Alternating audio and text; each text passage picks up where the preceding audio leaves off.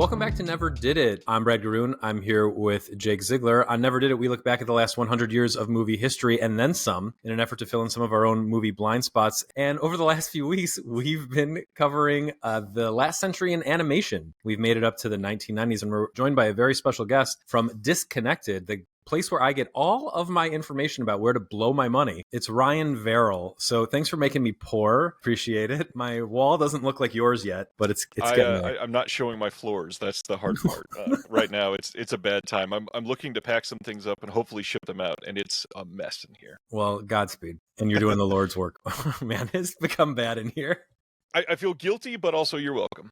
All right, great. Ryan, we asked you to pick which decade. You actually got first dibs about which decade in animation you wanted to cover, and you chose the 90s. Why did you pick these two movies? This is where it gets so personal right off the bat. I mean, first off, I'm born in the mid-'80s, and so the 90s is my generation. Like, I was heartily deep into all of this animation stuff because it was made for me. But then when I saw your list and that literally these two specific films were paired together, this was a no-brainer. I am somebody that works closely with Deaf Crocodile, who put out Felidae, and I'm on the audio commentary for that, and that is a film that I have completely been enamored, probably is not even a strong enough word, with that movie for a while now, and I still feel like immensely honored that I could do anything to help bring that film to HD to a modern audience in any small way, and that's crazy. But the big thing is, when I grew up, I was raised in a Disney house, but somehow found myself being a Don Bluth evangelist, and I have loved all of his stuff for so many years, and I think this is where my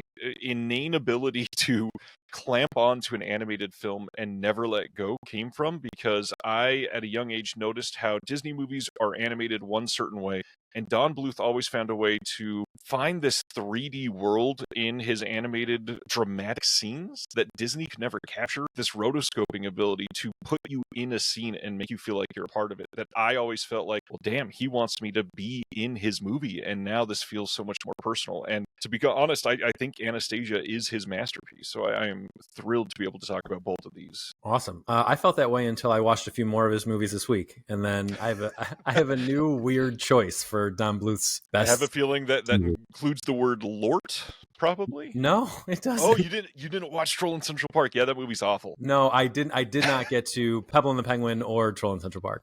You're better off. Yeah, he does have a couple duds, but this one's special. Jake, you recommended Anastasia. What was your relationship with Don Bluth? Are you like a Secret of Nim guy from back in the day? No, actually, not really at all. I mean, I think I've probably seen it, but it wasn't a major film for me.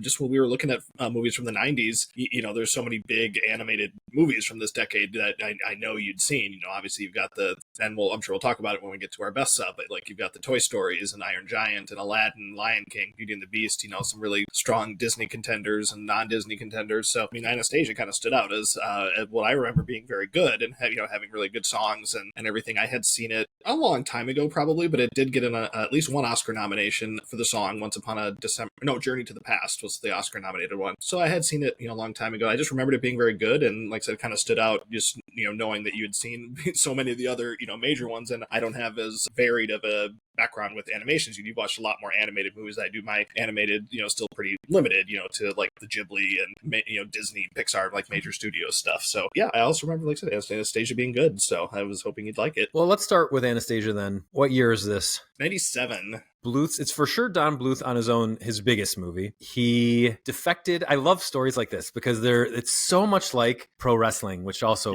like Jake and I are such a big fan of, but like he defects from Disney with like 11 dudes. A whole bunch. Incredible. And goes off to make indie movies, gets help from Steven Spielberg of all people. So cool. Makes An American Tale, which is a huge part of my childhood. The Secret of Nim, which is a movie that I'm obsessed with. I hadn't seen movies like Watership Down or Plague Dogs until I was older. Ooh. So for me, the like disturbing animal testing movie is The Secret of Nim. Yep. And then 97, I'm in middle school and I'm like, that's for girls. So I fully skipped Anastasia. Watched it this time around. Well, first off, real quick, Jake, why don't you run down what Anastasia's about? Anastasia is it's like it's really old fashioned tale where there's a girl who doesn't know who she is, but there's a guy that she meets who is not Chris Pine, no matter how much he sounds like him. Oh my god! Like I hadn't read your review before I watched the movie, because once I read that and then I started watching the movie, I was like, I can't hear anything else now. Like this is Chris Pine. But anyway, so he is convinced that she is Anastasia, the granddaughter of the queen, or whatever the what's the position? She's she's like the Tsar's mother. The Tsar's mother, Yeah. sure, Yeah. sure. So, Anastasia would be a descendant of that. So she, of course, doesn't know who she is, but he's pretty convinced. So he wants to take her on a journey, back to what he believes is her home and what she, I think, hopes to have be her home, because she currently doesn't, remember her background. And so it's just kind of a journey to find out the truth about who she is and, who her family is, and getting her home. And, they may like each other along the way. I don't know. So I mean, it is a movie after all. It is a movie, so there might be some romantic tension. It's kind of a road movie too, which I thought was cool. But Oh yeah. Ryan, you mentioned Don Bluth's like rotoscoping style. It threw me in this one. It felt almost like Uncanny Valley, a little too real, but odd facial expressions being made. So it took me a while to get into the groove of that. But once I did, I liked it quite a bit, even though this plays real fast and loose with history. Yeah. Rasputin being the bad guy in a period where he was already dead is, I mean, I guess they make it work because he's dead in the movie too, but by different means. So I didn't know about any of this. I thought for me, the thing was carried by Hank Azaria as Bartok. Love that. Pretty good, great songs, like you said, Jake. They were Oscar nominated, or one was Oscar nominated. Ryan, you said you have a huge relationship with Don Bluth and you thought this was his masterpiece. How did it feel this time around? It is, I mean, the big thing for me is I feel like the setup here is what makes this whole thing work. Because the first act, if you are not bought in, then you're not going to be in for anything else. And for some other movies, like, they can still get you in other ways. But the story here being kind of point number one, really pivotal for you to be like dramatically lassoed in along with these characters pretty damn quickly. And this time, the big thing that got me is the I don't know if it was the same for you, but the rotoscoping that happens near the empty cathedral or whatever it is, not even, 14 minutes into this movie, is beautiful. And it kind of like sets up this whole 3D area for you to step in. But then following that up with what I think is the most impressive animated scene in this whole movie, which is the bridge scene with everything that happens there. It was, I don't know, like this 1-2 quick gut punch of here's this like moment of surreal beauty followed by holy, like you can do that in an animated movie. And just being an adult watching that, was like captivated again, was incredible. Yeah, you know what I found really interesting beyond, as far as like the style goes, beyond the roto stuff. So at this time in the 90s, Disney, we don't think about this a lot in terms of Aladdin or Beauty and the Beast, but there's quite a bit of computer 3D animation in those movies. Yes. The whole like Cave of Wonders in Aladdin and the castle and Beauty and the Beast, and then we get Dinosaur in 2000. But Bluth is playing with this too, and there's quite a bit of it in Anastasia.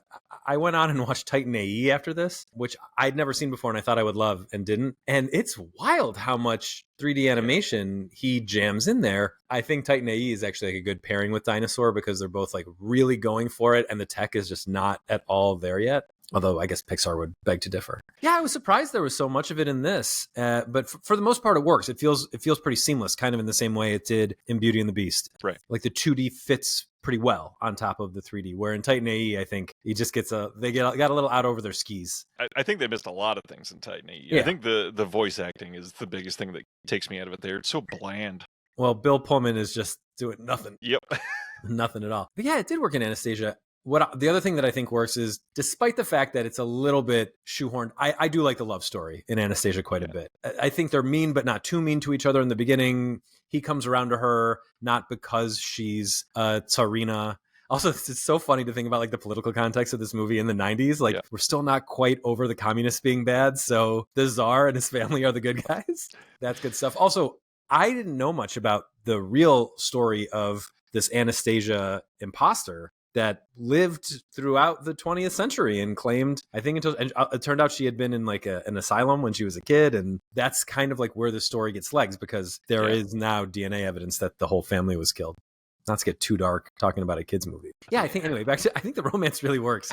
And Cusack in his Chris Pine era, actually I should explain this. I said in my review that Jake referenced that I think Chris Pine ripped off his entire personality from John Cusack's character in this movie. My wife has seen that in other corners of the internet as well. Oh, really? She was like, "Oh yeah, that's a thing." I was like, "Oh, okay." So yeah, I mean, it's definitely. I'm not trying to burst. I'm just saying you're confirmed. You're like your theory is confirmed. Like a lot of other people have that too. And also, we haven't mentioned that the Anastasia, or Anya, as she's called for most of the movie, is Meg Ryan, who's like, queen of all things romantic movies go. So of course, a romance is going to work with her, even if it's her voice. Fair enough. And you've also got Kelsey Grammer, who shows up again in the sequel, the spin-off prequel actually, to this movie called Bartok, which was surprisingly charming. He shows up as a talking bear in Bartok.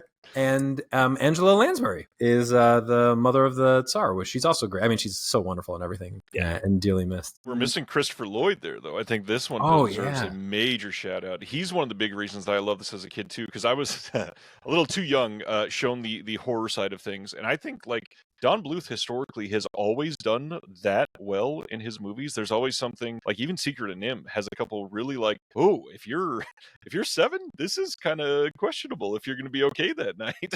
Yeah, for sure. Christopher Lloyd is terrifying in this.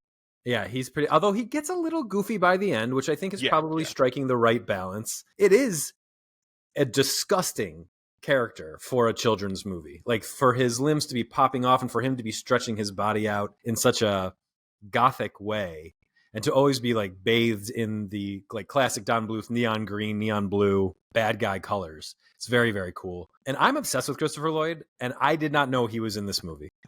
So I've been a bad fan. Still acting too. Nobody 2 about to drop. Oh yeah, right. He's in that. I saw him in that Jake Johnson movie that wasn't very good, but it's Jake Johnson, so there's at least a floor of quality. Yeah, he plays his dad in one scene, and it's perfect actually. He's even in the trailer for Nobody 2. Yeah, we saw that, and my wife said, I will not be watching that film. I thought it looked kind of fun. So, Jake, you said this one was nominated for Best Song. Anything else? No, it was an animated movie. But it did have one of them, because I did check that to make sure I got the right song. And it was also nominated for the Best Score. This was during the brief period where the Oscars had both, in the 90s, where they had both a dramatic score award and a comedy or musical score award. So out of 10 movies, it did get one of the spots that year. But yeah, for a pre-animated feature Oscar award for a non-Disney animated movie to get 2 nominations, so that's pretty good. All right. I recommended Felidae because about, 8 months ago, I ordered every animated movie that Felidae had available, that Deaf Crocodile, had available. And I've just been working my way through them. And I was really surprised to see that this one was a 4K. They're usually not. What facilitated that? We had a 4K scan that was done by that, and the elements were good enough to be able to get a good enough picture where a HDR layer applied on the top would actually bring out proper coloring, and that it would be warranting us to be able to do that. But on top of that, this was like a fairly sought after movie for quite some time. The DVD was like you get on eBay, but this has not been in print for ages. And back in the day, this had a pretty popular English dub, and so a lot of people saw this as kids, and just announcing it, like they were fairly confident that it could sell well. The hard part is at the time of recording, this is 8.5 months after it got released. There's still limited editions of this available, which is crazy to me because this movie is beautiful. It is so well made and has like this incredible reputation for the type of movie that we're about to get into. And I'm shocked that it hasn't sold out like 3 times over yet. Yeah, I mean, I'd never heard of it before I owned it. I thought the box art looked cool. I was getting every animated movie that they had, mostly because I wanted to see the tune, and then, hey, look, here's all this other stuff. And I had read that I watched, not Felidae, but I had watched The Tragedy of Man on YouTube with a terrible, terrible upload with an awful, almost impossible to understand subtitle. It was garbage. And I read that was coming out also, and was like, well, I didn't like that movie when I watched it on YouTube, so this will give me another chance to watch it. And we covered Son of the White Mare in one of our earlier episodes, and I got to watch watched Janos Vites or Johnny Corncob, and so I was like, cool, I'll get that. Anyway, so I got them all, except for Bubble Bath, which was on Tubi and is too weird for me. Honestly, not surprised. Yeah, that's a real product of its time and its place. But anyway, Felidae, incredibly violent cartoon that looks like The Brave Little Toaster, but isn't, because there's cat guts everywhere. In general, this movie is about a new cat that comes to town with his can opener, which is their word for people. And he immediately finds a dead cat in his backyard. And the local Bob Hoskins, I'd say, shows up and guides him through this neighborhood. And in this neighborhood, have either of you seen the television show Dark? The German show Dark on Netflix? No, not yet. Okay. Highly recommend. Crazy show. This reminded me a lot of it. Mostly in that, expressed as normal, there's a cult in town, there's a bunch of cats being murdered, and everyone's really weird about sex. Yeah. And this is all in a cartoon about talking cats. Well, I guess they're not. They're just talking to each other. They don't talk to the can openers. Our main cat wants to figure out who is doing these killings, even though he keeps being told not to. The main cat's name is Francis, which was pronounced, I thought. We watched the Deaf Crocodile disc doesn't have an English dub. It's just the German. We couldn't get the rights for it, right. So all we could do is the German. Yeah. And Jake, I know you watched it on Tubi. It's in German on there, right? Yeah, it's German with English subtitles. Okay, cool. So Francis is pronounced very Anglo throughout the movie, which I thought was pretty weird. And he's helped by his chubby friend Blaubart or Bluebeard. They're just trying to figure out who's doing these killings, and the web gets deeper and deeper, and it's kind of almost like a Chinatown for cats. Ryan, I can vibe off what you think of the movie. We'll get back to you in a sec, but Jake, what did you think of Felidae? This movie was really cool. Totally like a noir detective story type of thing that I get into. And I mean, like you, I didn't know anything about this movie until you recommended it to me. So it's definitely outside of anything that I had seen before. And I'm not quite sure what the intent was behind making them cats. I don't know if that's like making a statement or if it's like to enhance something. But once you get past that, it only takes a couple of minutes to be like, okay, these characters are cats and they do this, whatever. Like, it's just an engrossing story. I mean, it's a cool mystery, and the violence is shocking, but I would say warranted. Given what the movie's about and the brief research I did about it, I saw that they had made or taken care to make sure that the cat's behavior was accurate, like to cat behavior, including the sex scene, which is super awkward, but again, it fits. I mean, of course they would, of course they would. The point of the movie is you have sex, you will die. It's basically a slasher movie in that way. It really is. There's a lot of cool stuff in it. So, I mean, I couldn't watch it with my wife. I don't think she would. She loves Anastasia, but I didn't ask her to watch this one with me, and that was the right choice. Ryan, when did you see this for the first time when you were working on it? No, it had been, probably not super long before that, but maybe 4 or 5 years before. The things that I wish, and maybe I can like plug some things go your way, like King and the Mockingbird. That's one that like could really use a physical release. Although the version of it, I think on Canopy is very, very cool. But anyway, yeah, I have heard that one mentioned by a few people already, being recommended. So yeah. All right, hell yeah. But yeah, this is so neat. And Jake, it's funny that you mentioned that once you get past them being cats, the story is compelling. For me, it was the opposite. It was, oh yeah, they're cats. And now I have to get into the story, which is not very cat-like. I just had the total opposite. I'm like, oh my God, he just cut his stomach open. What is going on? And there's cursing like right off the bat. So it wasn't immediately like, totally shocking. And the sex scene is bizarre. And anyways, This immediately shot up as like one of my favorite animated movies of the 90s, just because there's not really anything like it from that time period that feels so close to what we're used to in style, and yet in content it's very different. Like you can watch like a Jiri Barta stop motion animated movie and be like, well, that made me feel gross, but they look very different than even like a Henry Selick stop motion animated movie. So yeah, this was pretty cool. So Ryan, when you saw it the first time, what did you think, and how did your relationship with it change? Oh boy. So I was one of those kids that was raised on like Encyclopedia Brown and Hardy Boys and stuff like that, which is why, as we were talking about before we went live, I really love that you guys covered The Kid Detective, because it scratched that very specific itch in my body where I love stuff like this that is a clear-cut mystery story, but that does these other things to sort of like blend the Encyclopedia Brown to like almost Agatha Christie feeling, where it's childish in some aspects to keep it fun and like upbeat and whimsical, but also like, we're straight murdering people. And so watching Felidae, like I'd heard before I watched it, which is what got me interested, that this is like an adult movie, you're gonna like this. And then it starts, and I don't even think it's 90 seconds that you see them on screen, and there's already been cussing, and then on top of that they're already like, well, let's solve this murder. And I'm like, well, I'm fucking in. Like, we are cats solving a murder, and I've been here for less than a TV commercial. I'm so ready for this. But the moment of this won me over was there's a surreal LSD-fueled nightmare scene in this that is probably the most unique, other than a couple of the things in some other Deaf Crocodile releases, that I've ever seen put to film. That one nightmare sequence is something I still think about and compare other movies I see to how I felt the first time I saw that. And seeing that scene in 4K, by the way, one of the most mind-blowing things ever. I truly love that. But it is something that sort of rewired my chemistry. This is one of those movies that got to me so much that it's kind of the bar for a lot of things. Did I feel emotions like I did when I saw Felidae? Did I feel, changed or compelled to really fall in love with the style of the film like Felidae is able to do? And to answer one of the questions from earlier, they are cats because the original novel that this was adapted from was about cats, and the author for that wrote multiple books about cats. The dude knows his stuff, and so there was no choice. This had to be with cats, and that's one of the things that made it so unique that you'll never forget this movie now. It's cat sex movie. It's the cat murder movie. It's can opener movie. It's incredible. It's Michael Schack or Schock? Michael Schock, I believe, is the German way to say it. Yeah. Did he ever try to make more of these? I was looking at his filmography, and it looks. I've seen Pippi Longstocking. Actually, that was a staple in my grandmother's house growing up. It's not terrible, is it? No, I mean, well, I don't know. I haven't seen it since I was like 8 or 9, but I remember liking it a lot and like wanting to watch it.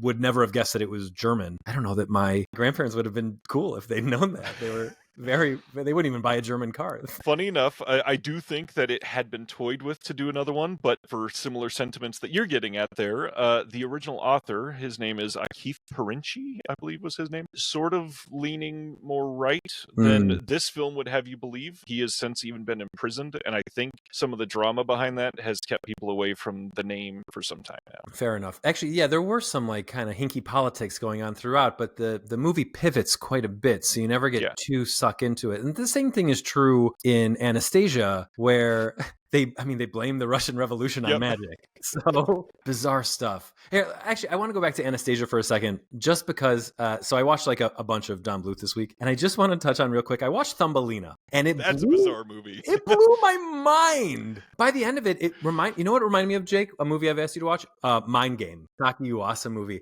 I was like, they're fucking going for it. This is so bizarre. She's wearing a beetle costume. She's like it also reminded me a lot of like 60s sex odyssey movies like Candy and Barbarella, because she's just being dragged from place to place to be exploited by the men in those places, or like sold by women to the men in those places. And I was like, this is for kids, and it's just Candy. It's just like John Huston and Marlon Brando and Walter Matthau trying to boink a hot girl. It's pretty crazy. Yeah. And John Hurt is one of the voices, so there's that link to that time period too. Anyway, really cool. I think that's my favorite Don Bluth movie now. Have you watched All Dogs Go to Heaven in the last few years? Not in the last few years, but All Dogs Go to Heaven and Rockadoodle are like burned in my brain from when I was a kid. In fact, when I saw Rockadoodle in the theater, when the Elvis rooster, well, Rockadoodle, is singing his name and flying towards the sky, the screen caught on fire, or the film caught on fire. So, holy crap, what the hell is this movie? Awesome. All Dogs Go to Heaven is a wild watch as an adult, especially knowing like the whole Don Bluth is a very hardcore Mormon and what that movie, anyways, lots of weird stuff in that movie. Yeah, I mean, the movie is like devout. Hell is real. Extremely. Yeah. And Burt Reynolds sings, by the way. Which is great. Burt Reynolds can do it all, except live now. But in general, Burt Reynolds could do it all. Yeah, the All Dogs Go to Heaven stuff in general, when I think about it, it reminds me of Kevin Smith talking about Dogma. He's like, I don't understand why Catholics got mad at me. This movie says God is real. This movie says Jesus was real. What are you mad about? All right, cool stuff. Any other thoughts on Felidae from either of you guys? One last thing, I guess. You were just talking about Anastasia being made for kids and the Don Bluth, like Thumbelina, being weird and made for kids. Felidae was made for kids to watch, which is really odd. They marketed it towards kids, and everything we just said, it was marketed towards kids in Germany. Like, what is up with that? I still don't know the whole story, but that is something that in our research that we found. Well, maybe that's why people in Berlin are so much cooler than people in the United States. They get exposed to just bizarre, but they also had Pippi Longstocking. That's very much right. I don't get it. Let's dig into the 90s. Let's do our top 10s. Before we get to our feature films of the 1990s, let's talk about our favorite animated short films of the decade. Number 10. So I'm going to be honest, I don't really remember this so well, but I rated it very highly and reviewed it very laudedly. I lauded it on Letterboxd. Daniel Greaves' Manipulation. Number 9, Edith Ann's Christmas. Just Say Noel by Bob Kurtz. Edith Ann was a Lily Tomlin character. It was her as a little kid. This is basically like Rugrats, but PG-13. My number 8 is Cannon Fodder, which was one of the short films that made up the anime anthology movie Memories. This is like the middle ground one, but I think it's also the only one that doesn't qualify as a feature film on its own. But it's about people who like basically live inside a canon society. It's really interesting. It's like everyone is ammunition. Not the best from Memories, but not the worst either. Anyway, worth checking out. This one was directed by Katsuhiro Otomo, who is more famous for directing Akira. 7 is The Wrong Trousers, Wallace and Gromit, directed by Nick Park. Number 6 is Sunrise Over Tiananmen Square, which I don't know if this made your list because it's kind of a documentary. Yeah, I didn't include it because it's a documentary, but if I did, I would rank very, very highly. Yeah, it's great. Yeah, by Shuibo Wang about the Chinese regime. I should include these because it's not like there's a ton of animated documentaries that I'm ranking. Totally. Number 5 is Pixar's Jerry's Game, which is an old man playing chess against himself. Number 4 is another Edith Ann short by Tamara Varga called A Few Pieces of the Puzzle. Number 3 is The Old Man and the Sea, directed by Alexander Petrov. I believe this won Best Animated Short at the Oscars also. Number 2, Nick Park's A Close Shave, another Wallace and Gromit cartoon. And my number 1, we talked last week about a Miyazaki movie that probably shouldn't count, Yuki-san, but he also made a music video called On Your Mark, which I think does count. I mean, it's essentially a music video, but it tells a full, coherent story in and of itself, self-contained, about she's kind of an angel, a woman with wings. Really good. On Your Mark. It's my number 1. All right. Give my top 10. Well, I just decided at the last minute to include Sunrise Over Tiananmen Square. The movie that I took out for that was an Oscar nominee called The Periwig Maker, which is a pretty cool movie that I think you would like. It's about a wig maker in the plague years of Europe, and it's dark and grimy, but it's very cool. And there's another short film, again, not really a short film from the 90s, but it's just one that I really love and would go on to something else later that I love a great deal, and that's Frog Baseball. It was an animated short from the 90s featuring these two guys. I mean, of course, it's gross. They're torturing frogs, but that's Beavis and Butthead. It's kind of funny. Number 10 is the Wallace and Gromit film Close Shave. Again, love all the Wallace and Gromits. Number 9, you mentioned on your list, is Pixar's Jerry's Game. That's a fun one. Number 8, we've talked about him off and on, but Sylvain Chomet did a short film called The Old Lady and the Pigeons, which I quite enjoy. My number 7 is, sorry, I can't remember if this major, did you say When Life Departs? Nope. Never seen it. Oh, okay, cool. This is a really cool one. It's about children's thoughts about death, and there's illustrations that go with what they're saying about it. It's really interesting. So, When Life Departs, put that one on your list. I probably won't watch that. It's going to freak me out. It's tough, but it's good. And then we talked about the Roger Rabbit films that you don't like as much as I do, but I really like Roller Coaster Rabbit. That's my number 6. My number 5 is a film called More, by a guy named Mark Osborne, about a factory worker. And that's really all I can really say about it. It's a really bizarre movie, but it's very good. Number 4 is I Have Sunrise Over Tiananmen Square, which is a really interesting documentary. Number 3 is a film called When the Day Breaks, by Wendy Tilby and Amanda Forbes. That's the team behind The Flying Sailor. So this movie is called When the Day Breaks. It's about a rooster and a pig, and it's about how their lives intersect one random morning. My number 2 was on your list as well, the Oscar-winning Old Man and the Sea. Excellent. And my number 1 is Wallace and Gromit's The Wrong Trousers.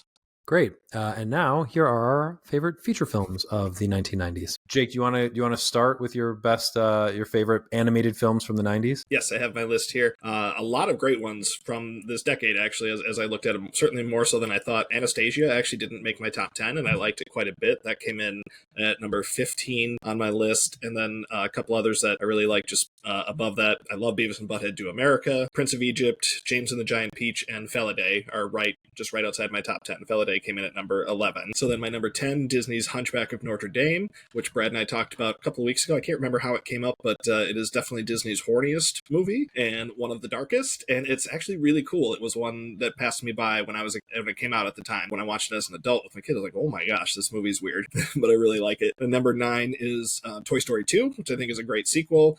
We talked about Kelsey Grammer doing a voice earlier. I mean, Kelsey Grammer as the grizzled prospector is one of my favorite Pixar villains. Number 8 for me is Disney's Tarzan. I love this movie. I also love Phil Collins and everything about Phil Collins and every song that Phil Collins ever wrote. So I really enjoy this movie and the songs in it. My number 7 is Studio Ghibli's Princess Mononoke. That was actually the first Ghibli movie that I saw because it didn't come out in the States until 99, and it was a contender for the best international film that year. And I was like, ooh, that looks interesting. So that was my introduction to Ghibli, and the movie's still cool. Number 6, one Brad and I covered on season 1 of Never Did It Only Yesterday, which is just a gorgeous movie. Encourage you to go back and find that episode because we had Mike Tanzillo on that episode, and that was a lot of fun. My 5 through 1 is going to be pretty familiar stuff, so I don't think I have to say a whole lot about them, but I think these are all great movies, and obviously. My number 5 is Disney's Aladdin, and 4 is Beauty and the Beast. Number 3 is Toy Story, which I still think is amazing and just a great launching pad for Pixar. My number 2 is The Lion King, which I still think is just awesome. And then my number 1, which was not hard to come up with at all, is The Iron Giant. I think is the best animated movie of the decade. Ryan, you got yours prepped, or should I go first? I'm good. Totally All right, good. lay it on us. Starting, well, I'm a pretty mix of mainstream and hopefully some that some people will be excited to rewatch or hear about again. 10 and 9, very familiar. I got Lion King at 10. Primarily, the music in this thing is still perfect. Beauty and the Beast is 9. Little nostalgia bait for me because I believe this is my first theater memory. Sticks with me hardcore because of that. Number 8, oddly enough, is a sequel to a Don Bluth movie, and that is An American Tale: Pilot Goes West. This was probably my first hyperfixation film that I watched way too many times. Number 7 was Aladdin. Number 6 is now Felidae. Number 5 is A Nightmare Before Christmas, still one of my favorites. Number 4, A Bug's Life. I adore this movie and how much they put in essentially the politics that I agree with and put it in an ingestible way. Number 3 is Anastasia. I adore this movie. Number 2, one that sorely still not talked about enough, and that is a Goofy movie. And then my number 1, Iron Giant. That movie is perfect. Well, I'm going to have a different number 1 than y'all. I'm going to go through a few honorable mentions, a lot of stuff you guys had, and then I think just one movie that didn't get mentioned. A portion of a movie which technically qualifies as a feature-length movie itself. It's called Magnetic Rose from the movie Memories, which is an anthology film, which most people see because one of the directors of Akira directed one of the movies in it, but Magnetic Rose is directed by Koji Morimoto, and it is a real creepy Annihilation style story. Couldn't count because it's technically a short film and not its own movie. The other honorable mentions, Anastasia, The Iron Giant is just an honorable mention for me, but just because there's so much. Aladdin, The Prince of Egypt, Thumbelina is an honorable mention for me. Pompoko is Sao Takahata's Pompoko. He's going to show up again on my list, but giant raccoon balls fighting. Very interesting, weird kids movie. Satoshi Kon's Perfect Blue, which I feel like people would get mad at us if it didn't get called out at all on the list. Literally was just checking the year to make sure it was 90s because I thought it was 2000 for a moment, but yes, that should have been there. That one is 97. And yeah, I heard you and Andreas Peterson talking about that on your stream. What a cool, dark, twisted movie, but didn't quite make my top 10 because I also have at number 10, The Hunchback of Notre Dame, Disney's most perverted animated film. Did I mention James and the Giant Peach in my honorable mentions? It's kind of paired with my number 9, which is another Henry Selick movie, The Nightmare Before Christmas, which I agree, just great. This was one of my first hyper fixation movies where I needed all the toys. Nice. They did such a good job with those toys right after that movie came out. It was wild. My number 8 and 7 I kind of pair together, but they're both adult-oriented cartoon shows that were made into movies in the 90s. Number 8, South Park, Bigger, Longer, Uncut. Very relevant now that they're back in the zeitgeist. Thanks Trey Parker and Matt Stone for that.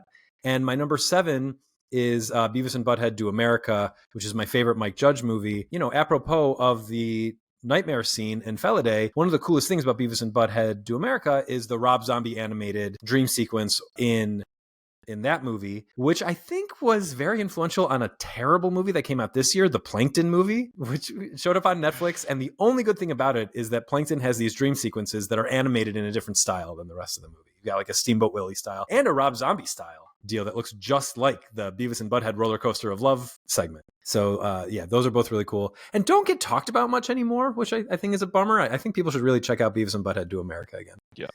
My number 6 is Felidae. Yeah, I can't be higher just because these are so great, the ones that come after it. My number 5 is The Lion King, which I think at this point, because of the remake and Mufasa, is almost underrated. So great. Great voice acting, amazing songs, and then it's Hamlet, so the story's obviously going to be good. My number 4 is Princess Mononoke, the first Studio Ghibli movie I ever saw.